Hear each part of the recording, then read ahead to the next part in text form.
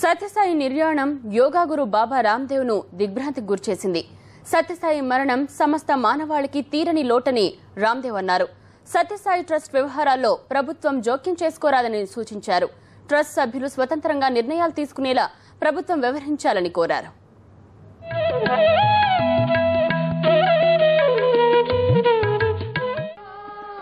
భగవాన్ సత్యసాయి మరణం తనను తీవ్రంగా కలిచివేసిందని యోగా గురు బాబా రామ్దేవ్ అన్నారు.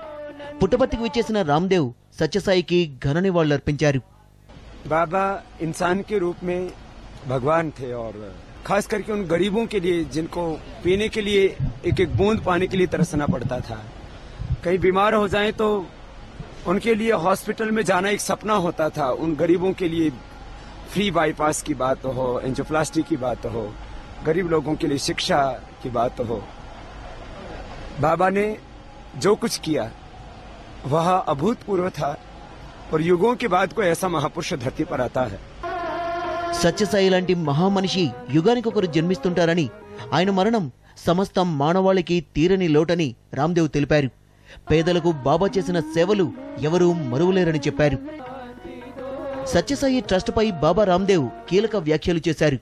ట్రస్టు వ్యవహారాల్లో తలదూర్చరాదని కేంద్ర రాష్ట్ర ప్రభుత్వాలకు విజ్ఞప్తి చేశారు. సత్యసాయి ట్రస్ట్ చేస్తున్న సేవల్ని కొనియాడారు. और सत्य साई सेवा ट्रस्ट के ऊपर ट्रस्ट करके करोड़ों लोगों ने उसमें सहयोग प्रदान किया है, इसलिए इसमें किसी भी तरह का सरकारी हस्तक्षेप नहीं होना चाहिए। ट्रस्ट को ट्रस्ट के ढंग से चलने। సత్యసాయి భౌతికాయాన్ని సందర్శించేందుకు బాబా రామ్దేవ్ ఢిల్లీ నుంచి ప్రత్యేక విమానంలో పుట్టపర్తి చేరుకున్నారు.